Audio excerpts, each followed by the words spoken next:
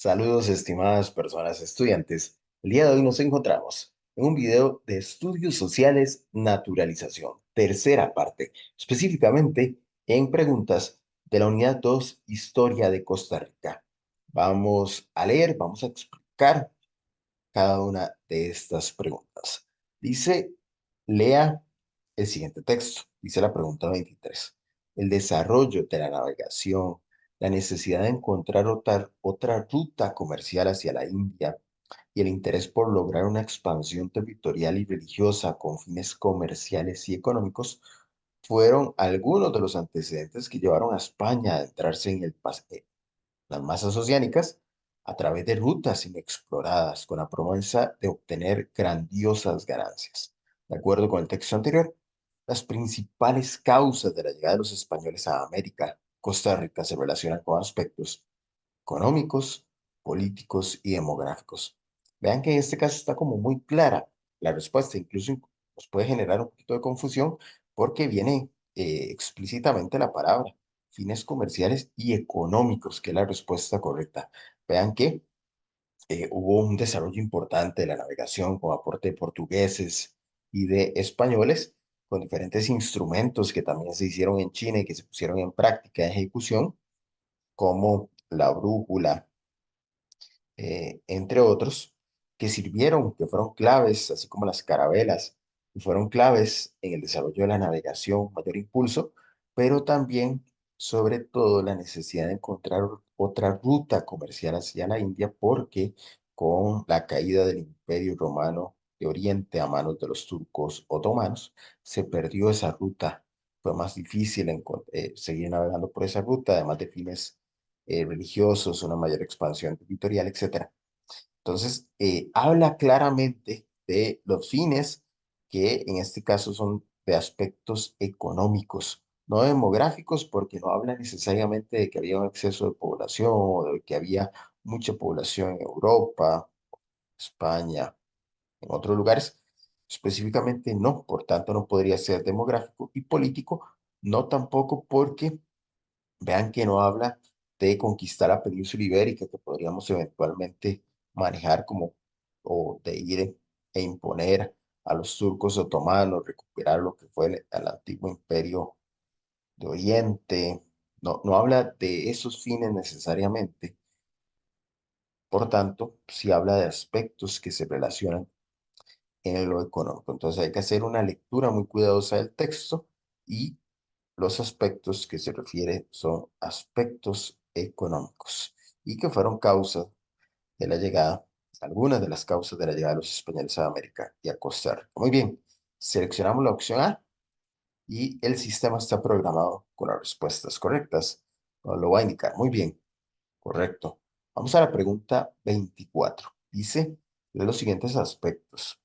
Vienen cuatro características, cuatro aspectos. En este caso, yo sugiero, también ustedes pueden valorar, que las preguntas que son así, con números, con características, y nos piden identificar, que leamos primero la pregunta para tener más claro luego el panorama de la lectura.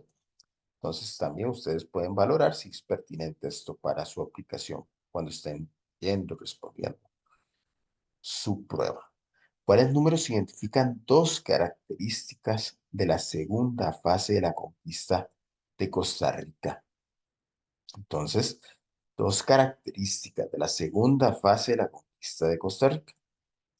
Dice la número uno, la mayor parte de las expediciones eran viajes de exploración y reconocimiento. Esta es una característica en particular de la primera fase de la conquista de Costa Rica, que sí, eran viajes de exploración y reconocimiento. Entonces la uno no es posible, no es válida, por tanto descartaríamos la opción C, porque tiene uno, ya dijimos que la uno. Dice que la número 2, Granada y León en Nicaragua fueron el punto de partida para las expediciones. Podría, podría valorar las ciudades de donde surgieron las expediciones son muy semejantes tanto en la primera como en la segunda fase de la conquista de Costa Rica. Entonces vamos a seguir leyendo con calma, no vamos a descartar todavía.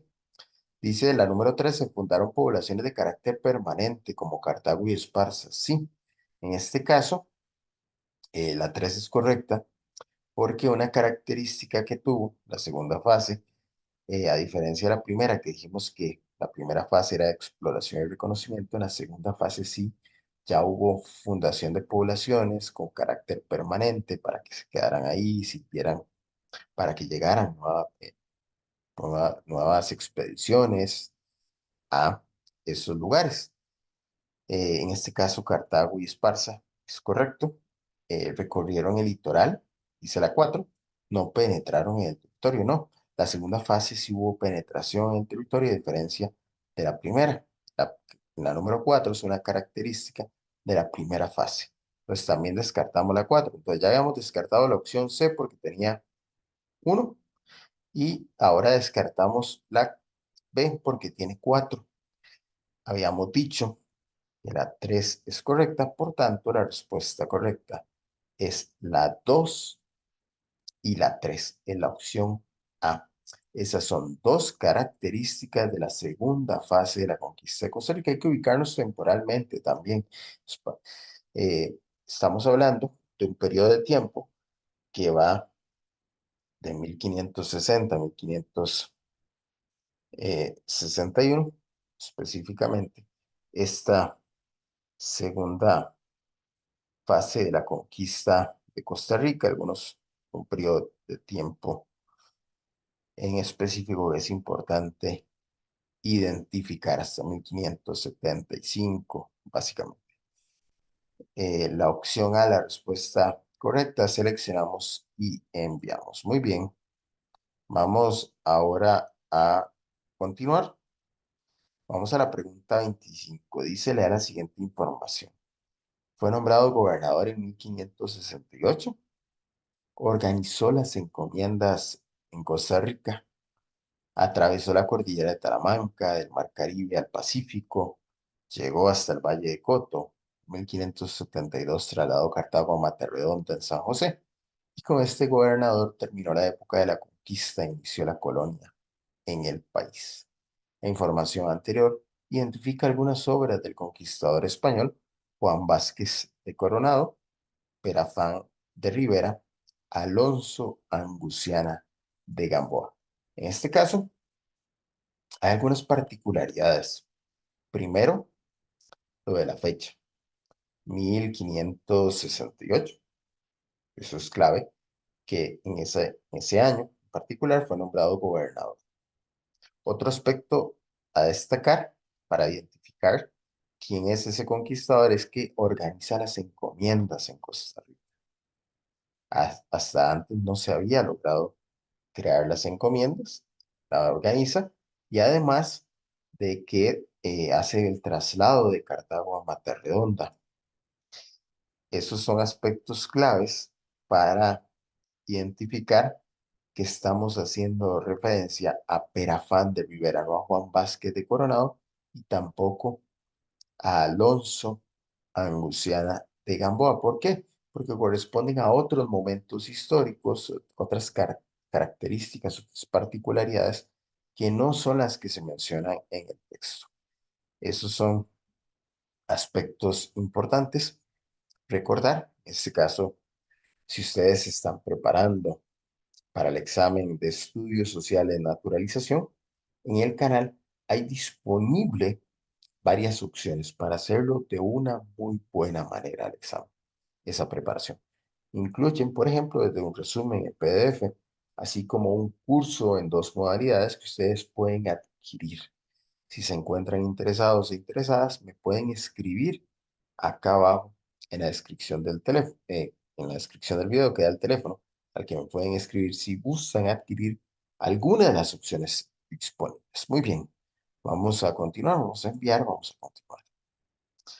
Vamos a la pregunta 26. Dice, lea la siguiente información.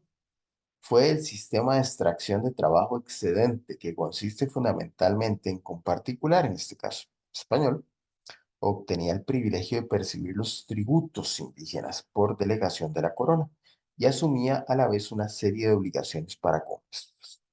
Esta forma de explotación laboral implicaba claras relaciones de enriquecimiento, pues el excedente generado por medio del tributo era apropiado prácticamente sin retribución.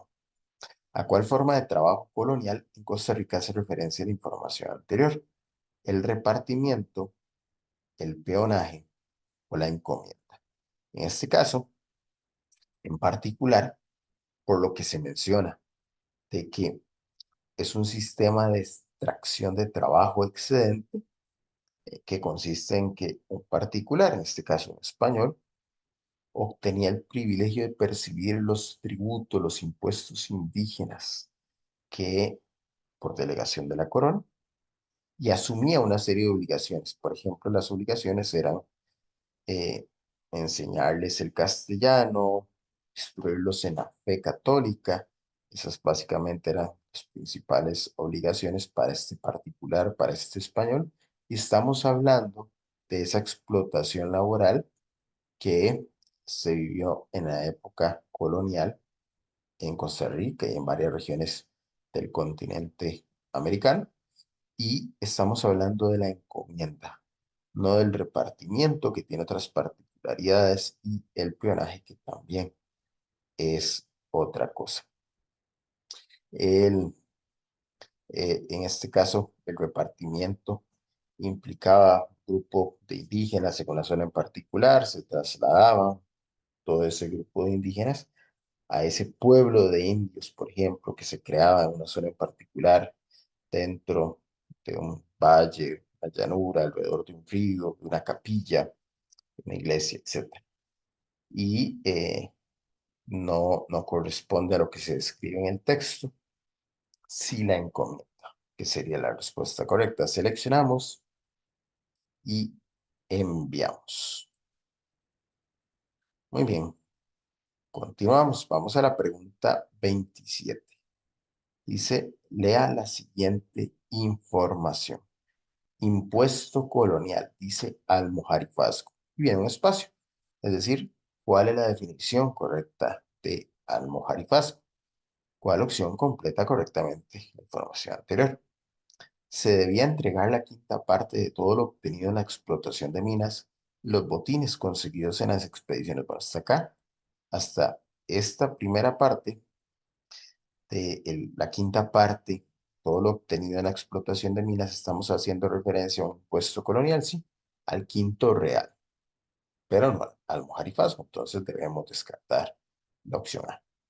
Era un impuesto que se cobraba de las mercancías en los puertos, equivalente a lo que hoy llamamos impuesto de aduanas.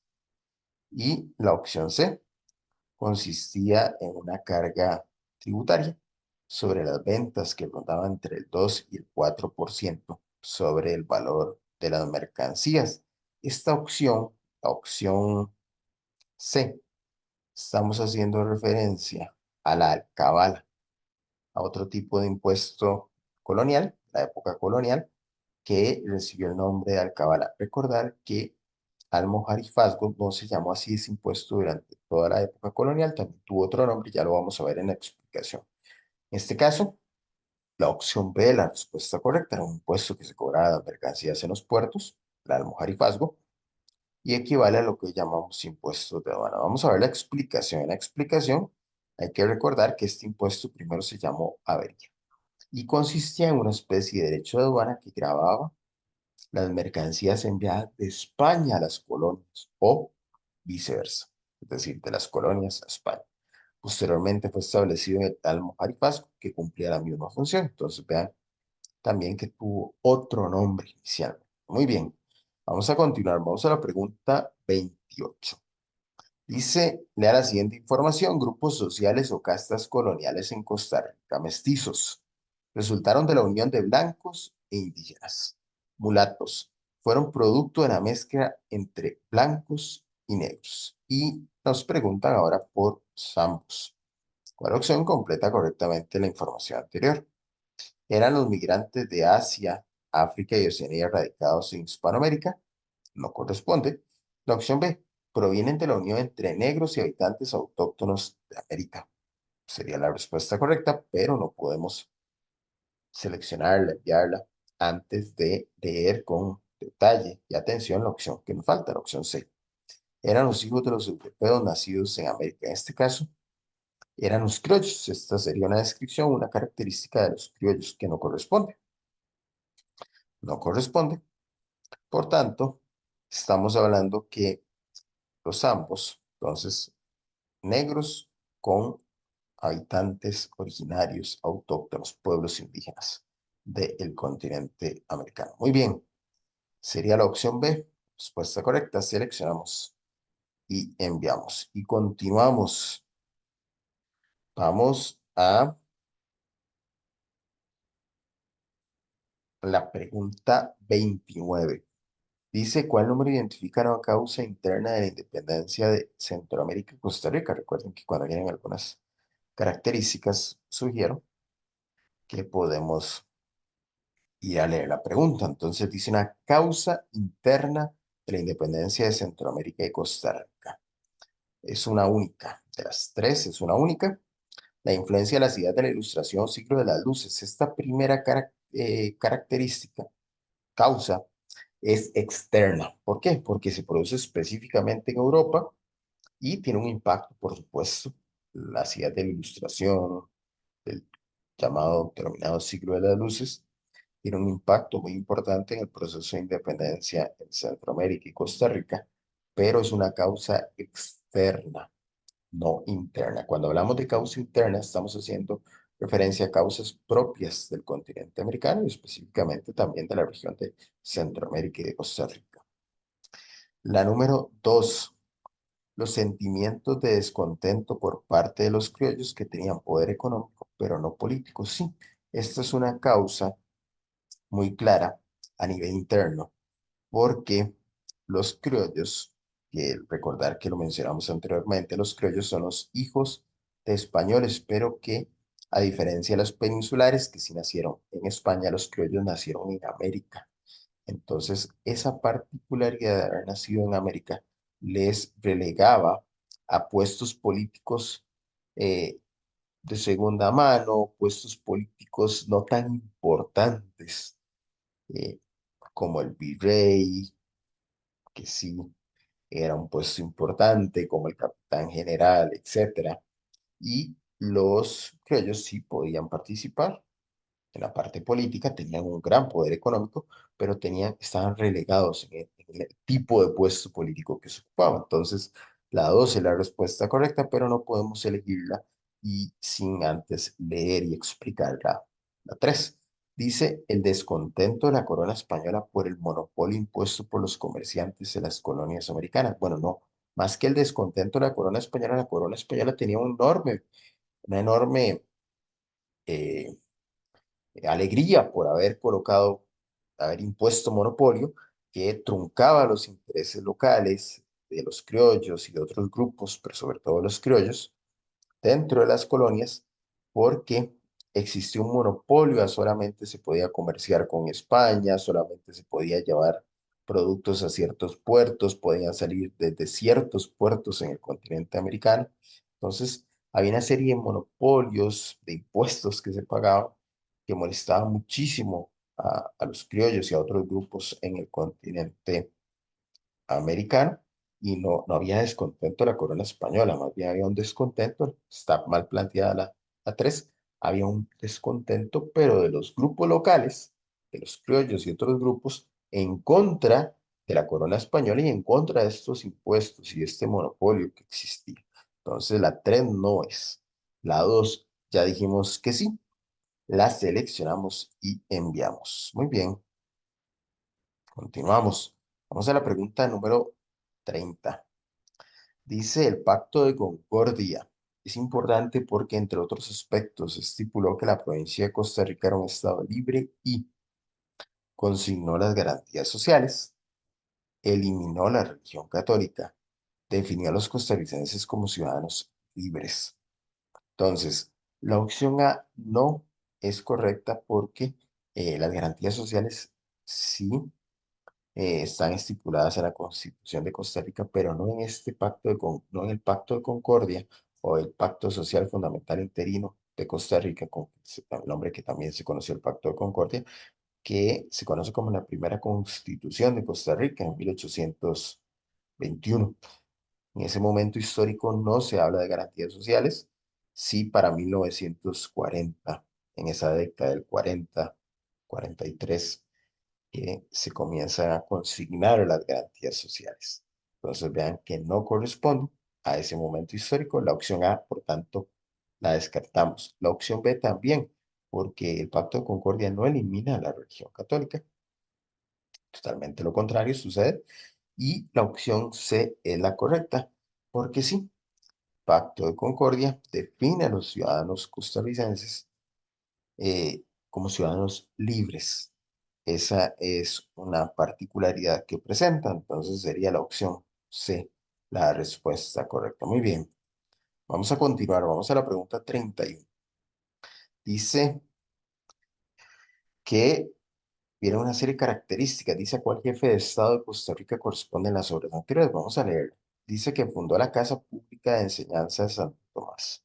¿Hay alguna de estas obras que a veces es difícil cuando nosotros hemos estudiado, nos hemos preparado, algunas las identificamos más fácilmente que otras, pero siempre es importante como sugerencia tener una línea del tiempo clave, que es muy importante identificar los años para lograr descartar posibilidades. Entonces vean que acá algunos de los logros vienen mencionados por años. Entonces, con esa fecha, con esa ubicación temporal, nosotros podemos descartar cuál jefe de Estado sí es y cuál no es por su periodo.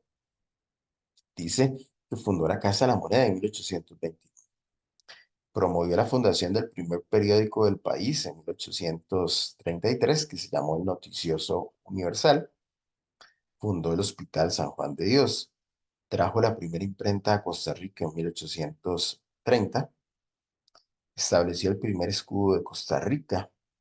Impulsó la pesca y la elaboración de sal, estableciendo la milla marítima y estimulando los caminos hacia las costas. Y estimuló la agricultura.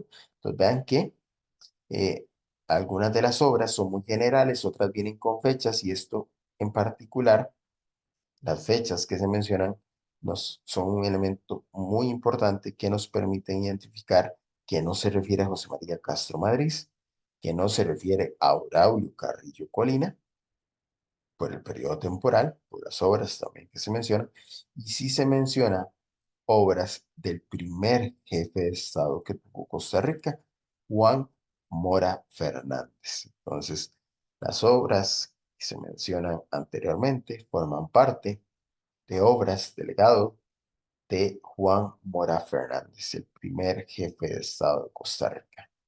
Muy bien, seleccionamos la opción B y la enviamos. Recordar que José María Castro Madrid, por ejemplo, fue el último jefe de Estado y el primer presidente de Costa Rica porque entre sus obras está la creación de la República. Costa Rica, Braulio Carrillo Colina estuvo en otro periodo histórico, 1835, por ejemplo, y tuvo otras obras. Entonces, eso es importante también de identificar. Continuamos. Vamos a la pregunta 32. Dice, ¿cuál es una causa de la agregación o incorporación del partido de Nicoya a Costa Rica? La opción A, la estabilidad política y jurídica que existía en el Estado Libre de Costa Rica. La opción B, el desarrollo de un activo y estable comercio entre la península de Nicoya y toda la costa del Pacífico de Nicaragua.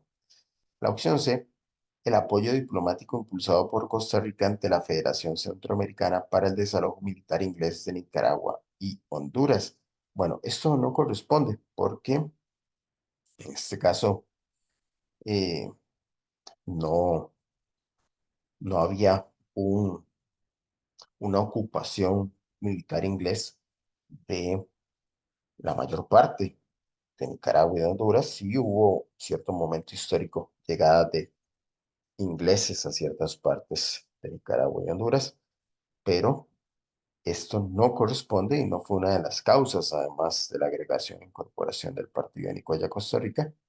Sí, sí lo fue la estabilidad política y jurídica que existía en el Estado Libre de Costa Rica.